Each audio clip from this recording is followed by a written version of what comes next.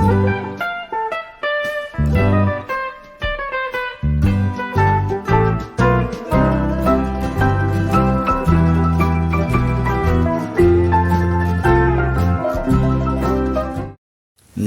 सभी को, मैं मत्तू केवट। मैं आज आपको भाषा वाचन के अंतर्गत देखिए मेहनती चींटी की कहानी मैं आपको बता रहा हूँ।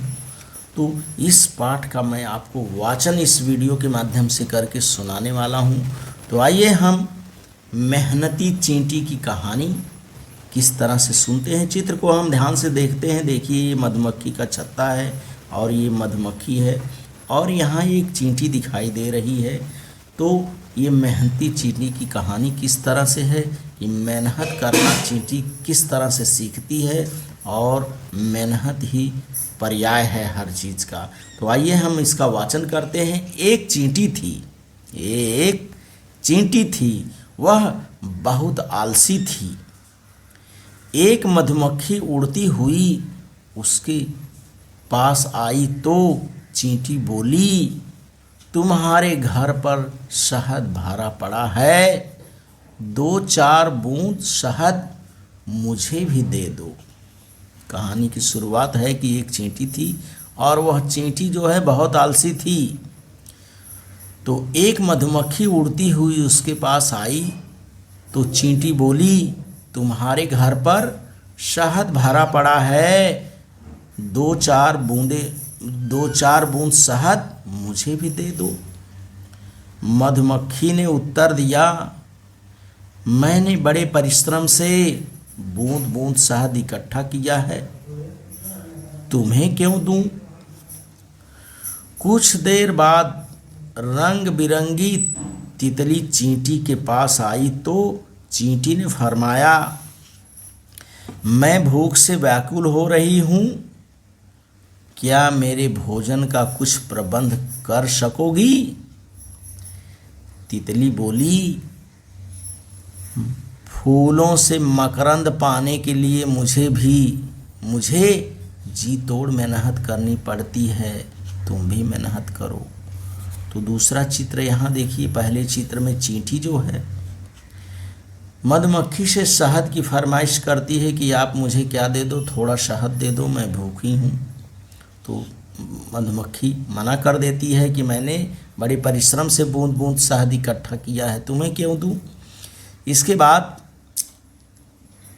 चींटी जो है वो तितली को देखती है और तितली से बोलती है कि मैं भूख से व्याकुल हो रही हूँ, क्या मेरे भोजन का कुछ प्रबंध कर सकोगी।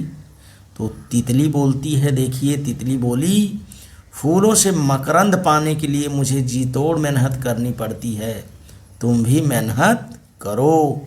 तितली इसे बताती है चींटी को भी, मैंने जिस तरह से मेहनत किया उस तरह से तुम भी मेहनत करो। अब इसके बाद देखिए यहाँ तीसरा चित्र है। चींटी को अब कुत्ता नजर आया। इस चींटी को एक कुत्ता दिखाई दे रहा है और चींटी को देखते ही कुत्ता बोल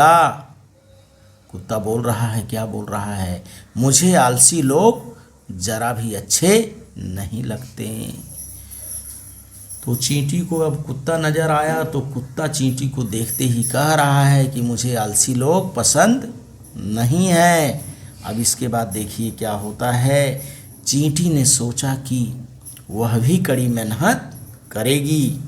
कुत्ते की बातों को सुन करके और तितली तथा मधुमक्खी की बातों को सुन करके कि कोई उसकी मदद करने को तैयार नहीं है, तो चींटी सोचती है कि चींटी ने सोचा कि वह भी कड़ी मेहनत करेगी। वह सुबह जल्दी उठकर अन्न जल की तलाश में चल पड़ी। कुछ दूर जाने पर उसे मुनक्के का दाना और बतासे का टुकड़ा नजर आया। वह पहले मुनक्के और फिर बतासे को भी अपने बिल तक घसीट लाई। चींटी आज भी सुबह से शाम तक दाना दाना बटोरने में लगी रहती है। तो इस तरह से इस पाठ का वाचन है कि हमें आलस नहीं करना चाहिए। जिस तरह से पशु पक्षी, इस पाठ से हमें सीख मिलती है कि जिस तरह से मधुमक्खी जो है उड़ करके फूलों पर जा करके उसमें से शहद बूंद बूंद करके शहद को इकट्ठा करती है। और तितलियां जो हैं फूलों के पंखुड़ियों में बैठ करके उनसे मकरंद जो हैं अपने सोड़ से निकाल करके ला करके अपने भोजन को इकट्ठा करती हैं और कड़ी मेहनत करते हैं। तो इस दोनों की मेहनत को देख करके चींटी ने भी मेहनत शुरू किया। और चींटियों को देखिए, वे अपना भोजन इकट्ठा करने के लिए सुबह से शाम तक कितनी मेहनत करती हैं। तो इस पाठ से हमें सीख मिलती है कि हमें क्या करना चाहिए, परिश्रम करना चाहिए किसी भी चीज़ को पाने के लिए, हमें आलसी नहीं बनना चाहिए। तो इस तरह से आप इस पाठ का मेहनती चींटी इस पाठ का इस वीडियो के माध्यम से वाचन करिए, लेखन करिए और आलस अपने जीवन में मत अपनाइए। धन्यवाद सभी को।